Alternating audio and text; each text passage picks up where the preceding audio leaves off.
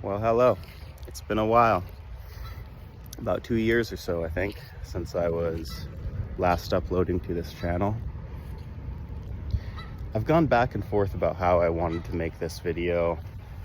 Initially, I was thinking I would try and do it with the same level of care and quality that I was trying to create for my channel. But those videos took about 30 hours a pop to produce, between the editing and the filming and all that good stuff. It was a lot. And so in place of that, at least for this video, I'm just gonna kind of talk to my camera, my phone camera, and perhaps in the future we'll get back to that level of quality. I'm just walking around this park near my house. I got off work early today. These days I'm landscaping full-time. It's actually a great way to earn money, playing with plants all day. But that's not what this video is about. Recently I got quite lucky and I found another space that I can blow glass only about a 6-minute walk from my house here in Victoria. Another artist who I will be introducing to the channel at some point here has allowed me to shop up with him, and I'm really grateful for it. I'm really looking forward to seeing what comes of that. But I wanted to talk a little bit about why I stopped making the videos, about what I've been doing with my time over the past couple years, and the things that I've taken away from this experience. Man, making these videos has always been so nerve-wracking for me. Being on camera, hearing myself talk, seeing myself, it's not my strong suit. I'm much better at blowing glass. But in the age of online marketing and all of that, I felt it was important to try and bring something to the table that would be educational, and also, have a quiver of videos that I could show folks if they were interested in taking lessons or something of that nature.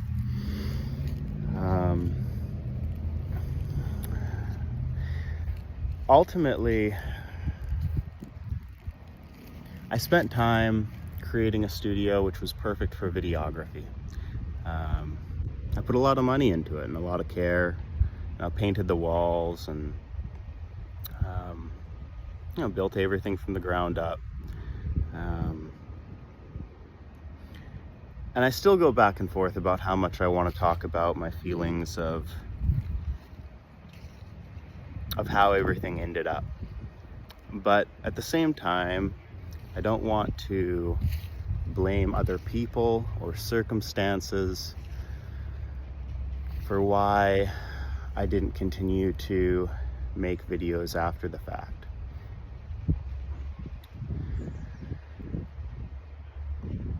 It's difficult.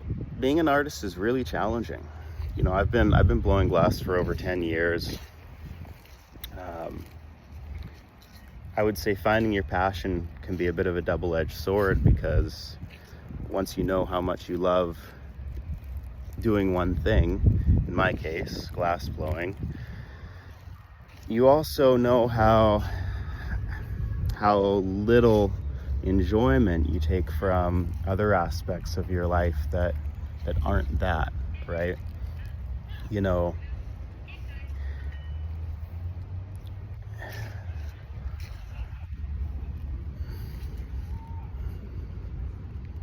It's not as though art in itself is not worth doing without recognition or sales or money. Initially I never made art because I wanted to have any of those things. I did it because It was the only thing that would quiet my mind. It was the only thing that felt constructive for me to be doing with my time. And I still believe that to some extent.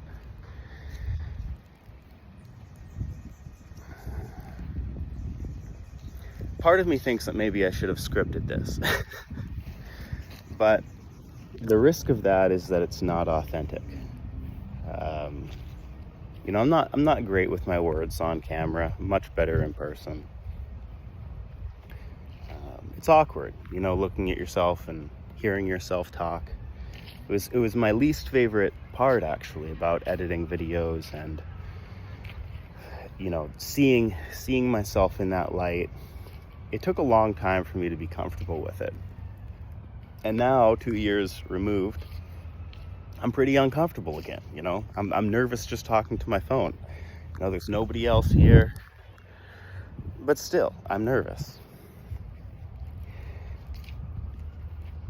I feel blessed to have had that time to work on videography, to work on education, to try and do something for the community that wasn't just about selling glass or marketing myself, but was more just about bringing value and documenting where I was in life.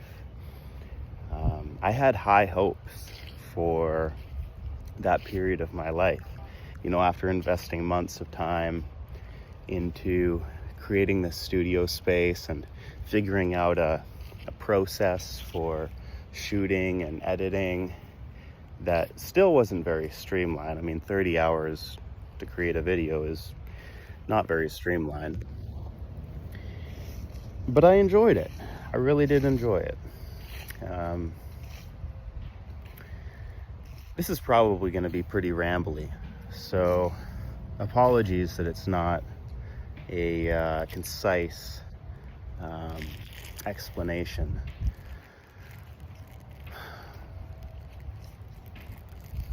The thing about art, it's better done for yourself than for other people.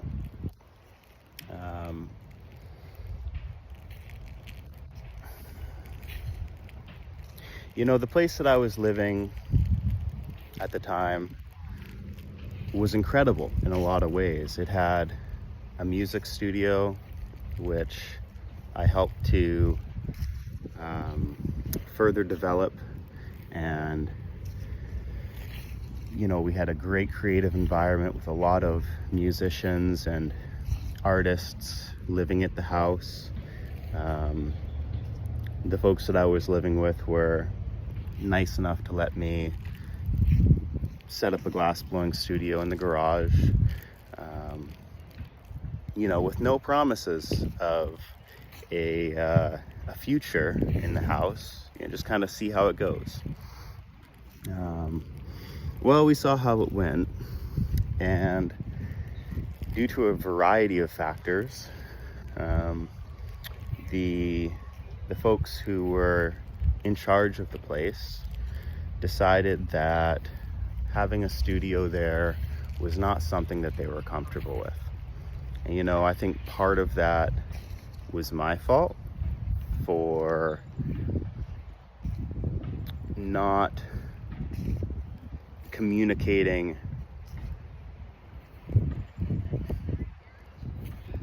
maybe in the best way at times. Maybe it was my fault for putting the housing situation second, putting the art first. It's complicated.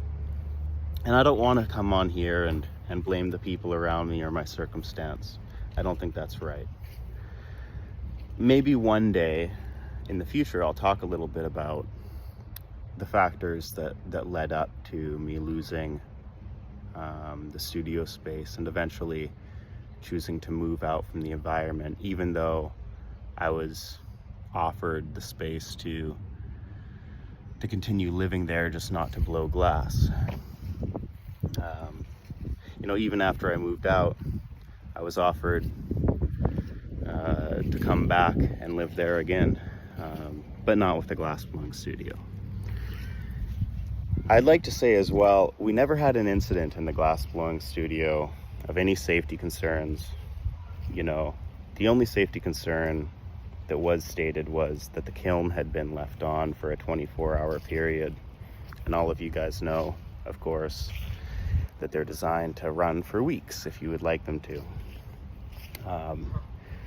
But, you know, comfort and security within your home, the place that you live, it's top priority. So I completely understand why folks might not want something with a fire risk within the place that they're living. You know, totally justifiable.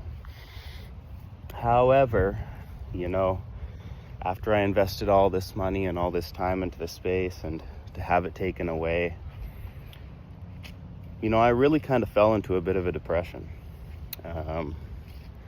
Not as severe as other times in my life. It's been worse, and maybe in the future we'll talk about that too. But it was pretty tough. I think maybe one of the only reasons that I've come out the other side of it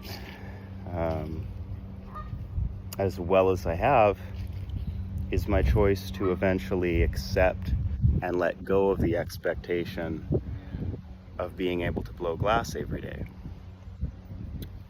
It was really hard. You know, how do I put this? For me, glass is, it's beyond cathartic. It's the thing that I have chosen to use as 100% my therapy. You know, a way to spend my time in a positive way, to try and focus on bringing beauty to the world around me.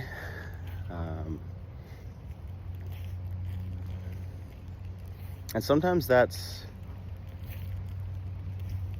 a bit of a double-edged sword. Not the bringing beauty to the world around you, but to have one thing as your therapeutic outlet. Now, I'm lucky because I also make music, and a lot of you probably don't know that. I've never made music for recognition or for monetary reasons, recognition reasons.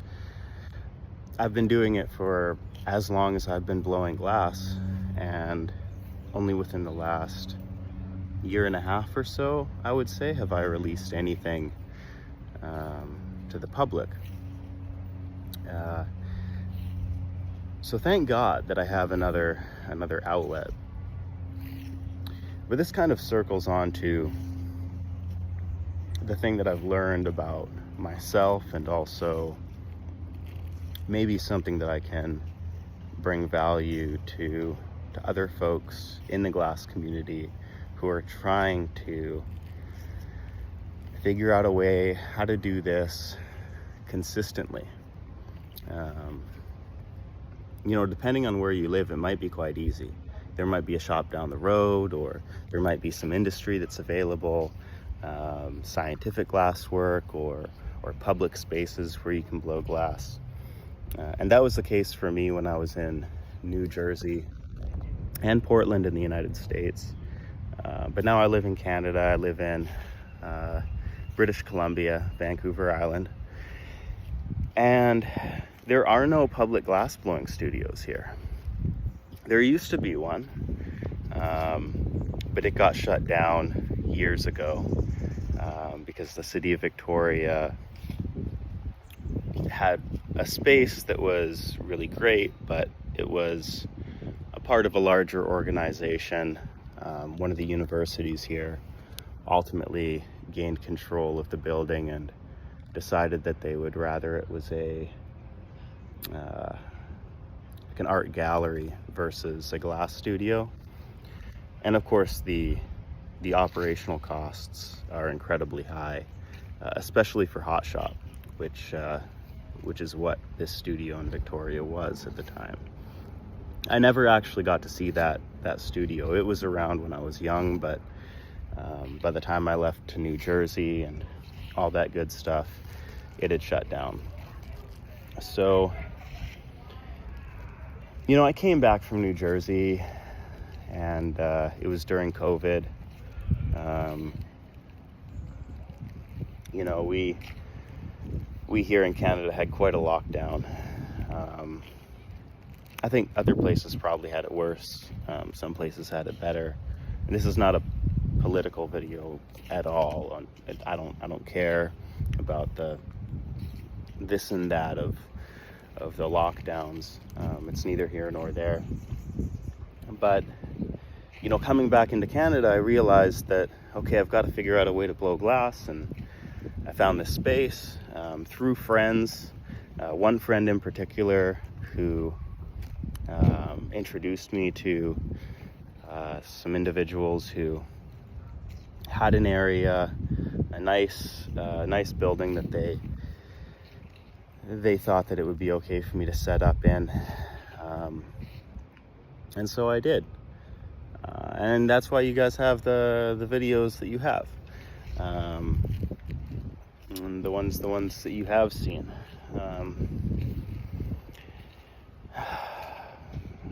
You know, so after things got shut down, I ended up basically just focusing on work. I got back into landscaping full time. I've been doing it for probably over 12 years. Well, actually, I'm getting old. I'm 33, so I guess I've been landscaping for over 15 years now. And I did not want to go back into it. Let me tell you, I really did not. Again, you find something that you love, you don't want to do the stuff that you don't like quite as much. But, you know, I had to pay the bills, had to get my life in order, had to move, and so I did. I got back into landscaping full time. And at first I really resisted it. You know, I didn't find myself enjoying the work. I didn't want to be avoiding art. Luckily, I was able to make music still, but even that was challenging in a smaller space, and has been challenging up until this day. Luckily, my partner is extremely understanding, and she has allowed me to set up a little corner inside of our apartment where I make music and practice piano and do my synth work, do a little bit of production, and it's fun. It's so much fun. I think having multiple outlets for creativity is critical if you're the type of person who needs it. Glass is incredible. If you're starting, go for it, you know, go head in. But remember that there's life outside of the studio as well.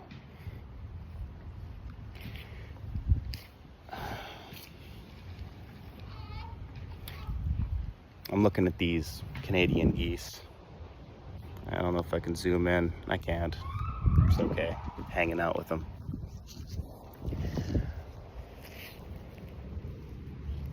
So, in any case, you know, I spent the last 2 years primarily just working full time, saving money, working on my music, trying to focus on my health, both my mental health and my physical health, and I feel like I'm doing pretty great.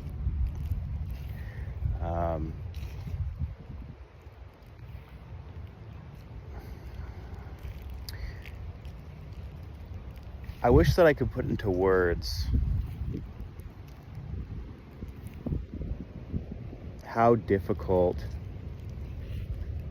it's been to not be able to make art. I'm pretty competitive, and when I started blowing glass, this is over 10 years ago, I wasn't very good.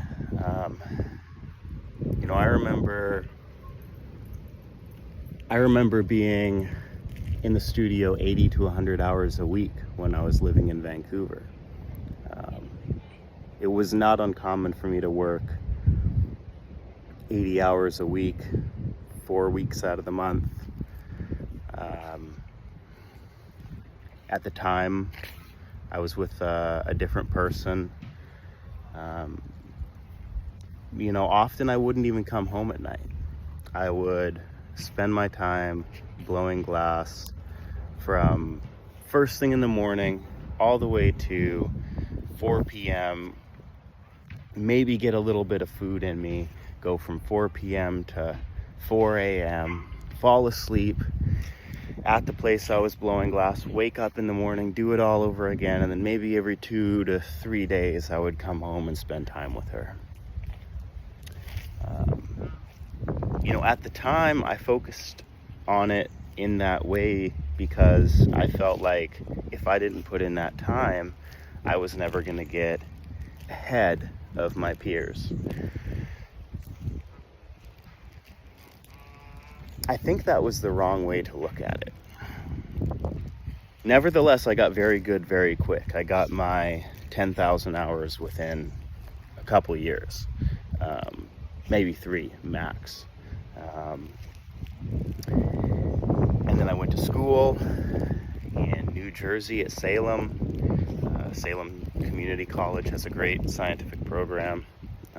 It's expensive, but if you are interested in scientific glassblowing, I do recommend you check out that program. But I treated that the same way. I was in school blowing glass. I'd get out of school, there'd be a party, maybe even at my house, and instead of being in the party socializing with other students, I would be in the garage blowing glass. Sometimes other kids would come in and watch me blow glass, and we'd hang out in there, but largely, if you weren't in the glass blowing studio, you didn't see me. And I thought that was the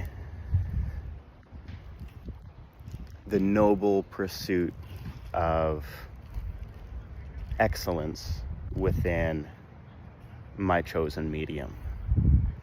I think in some ways that's true, but tunnel vision is a double-edged thing. A lot of life goes by if you spend your time only focusing on one thing. After I lost my studio here in Canada and got back into landscaping and did that full time, I really lost my sense of self, my sense of identity. I didn't really realize the risk at the time of tying everything to your career. I think there's beauty in that pursuit, but it is not without its risks. I remember saying to one of my previous partners that, I was okay with blowing glass 16 hours a day for the rest of my life because I wanted to get as good as Lino Tagliapietra. I wanted to get as good as Paul Stankard and David Graeber and Robert Mickelson and all of these people who I look up to.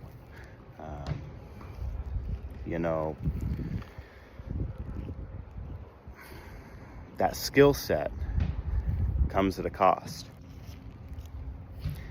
And I didn't do much of anything else. Now in the past 6 months, out of pure boredom, I've taken up doing paragliding, which is essentially you've got a large piece of fabric, kind of similar to a parachute, and you strap yourself to it, and you jump off a cliff and you fly through the air, sometimes thousands of feet off the ground. And I would never have had that experience if it wasn't for losing the ability to blow glass. I've fostered a relationship with somebody who isn't just a good person, but is a great partner and somebody who lifts me up. Someone whose family is also supportive of me and my needs. Somebody who my family also adores. And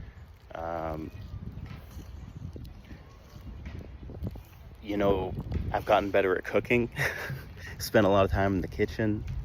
I've also done a lot of soul searching and have tried to allow myself to place value on other things within my life beyond just being really good at art. And I feel like in some ways I'm grateful that I lost the space, because spending every day inside blowing glass by yourself and editing videos is lonely. It's very lonely.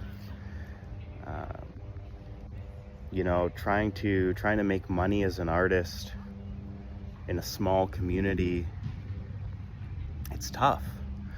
And so to have these other achievements, these other things that I've done, you know, I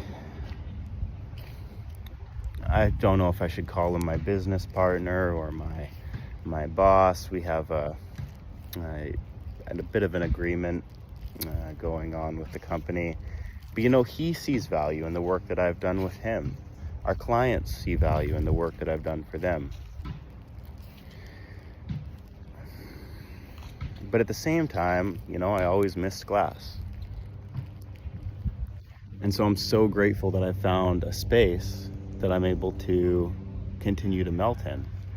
I'm looking at the time on this video, it's 27 minutes. I'm gonna have to edit this down in some capacity to kind of streamline these thoughts.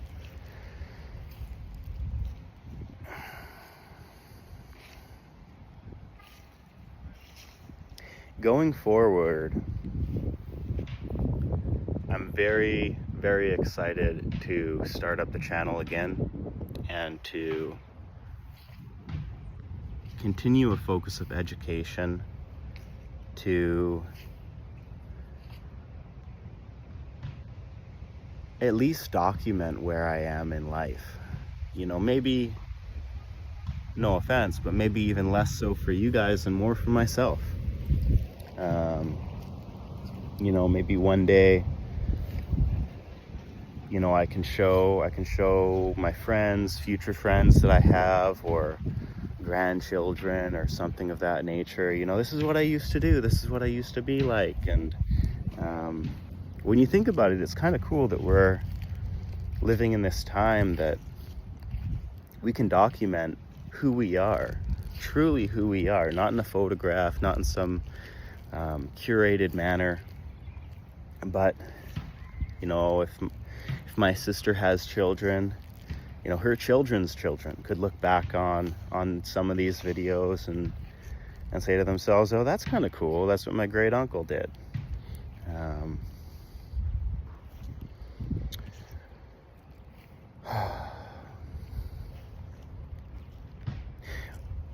Initially, when I got the studio space that I had at the previous place I was living, and I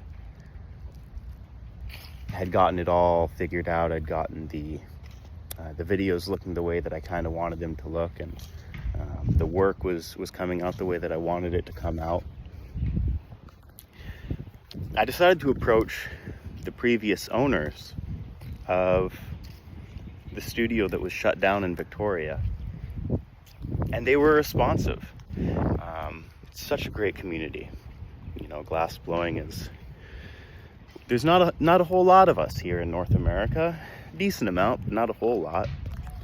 And you know, so they were very excited to try with me to figure out a new public glass blowing space in Victoria. Well, let me tell you, I bit off way more than I could chew. You know, I created a business plan. worked at it. I found a public space, you know, here in Victoria. They were asking between $6,000 and $10,000 a month for a place to blow glass. This is hot shop work, not flame working.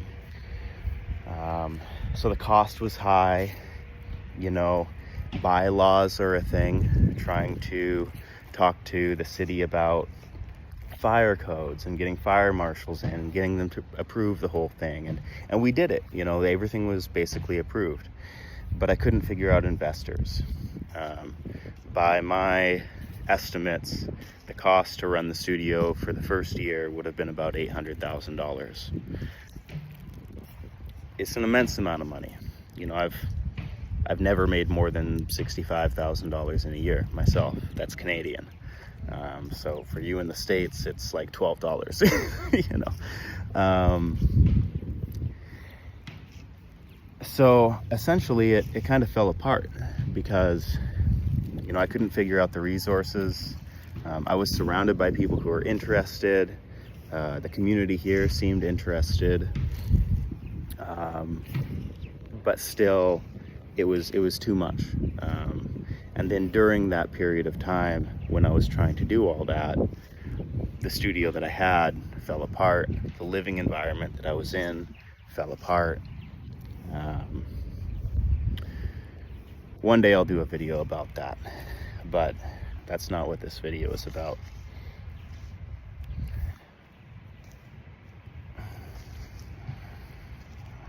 I'm not really sure if there's a moral to the story here.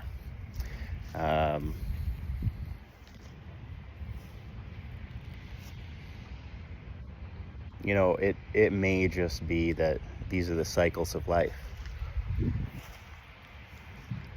But I am very, very excited for the future, for these next few months to set up this new space, to figure out how to film in this space, because it's quite small compared to what I was in before. And also, I'm not the only artist. There's other people who work there, so being respectful of their space and filming at times when they're okay with that happening.